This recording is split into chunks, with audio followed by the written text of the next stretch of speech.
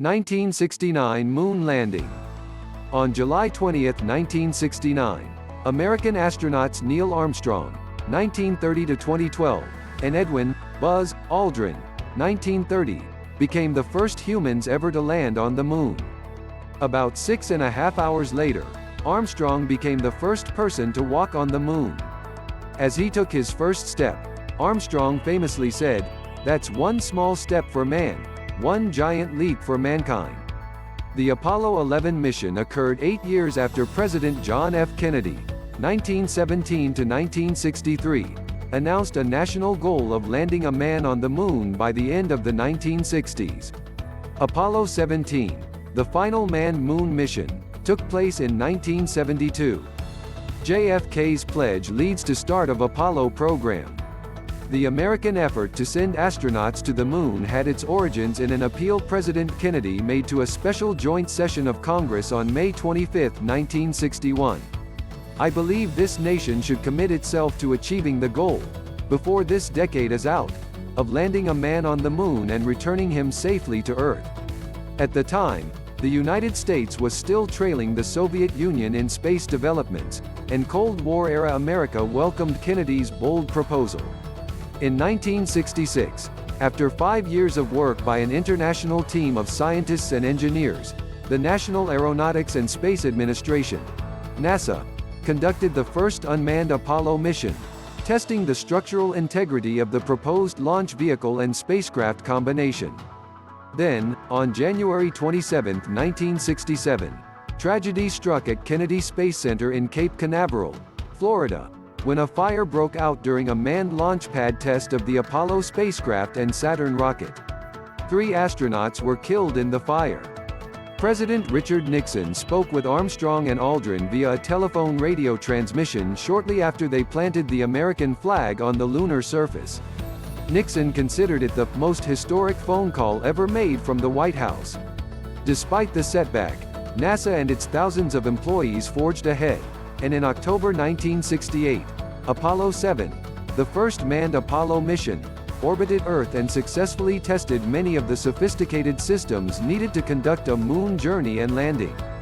In December of the same year, Apollo 8 took 3 astronauts to the far side of the Moon and back, and in March 1969 Apollo 9 tested the lunar module for the first time while in Earth orbit.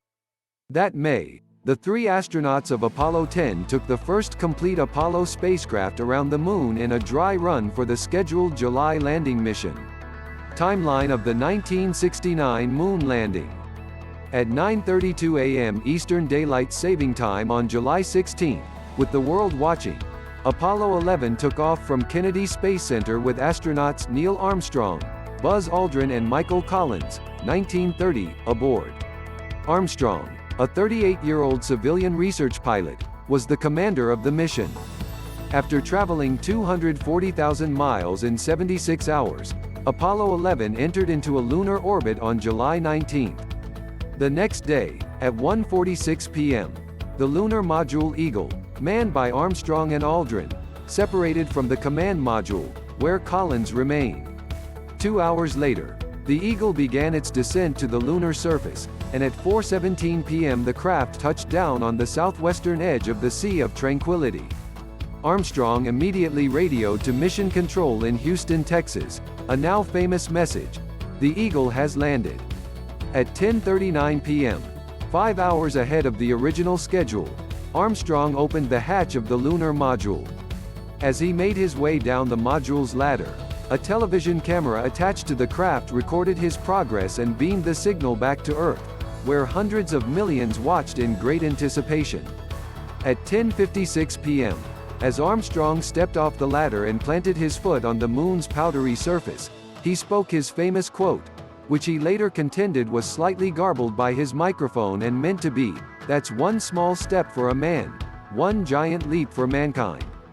Aldrin joined him on the Moon's surface 19 minutes later, and together they took photographs of the terrain, planted a U.S. flag, ran a few simple scientific tests and spoke with President Richard Nixon, 1913–94, via Houston.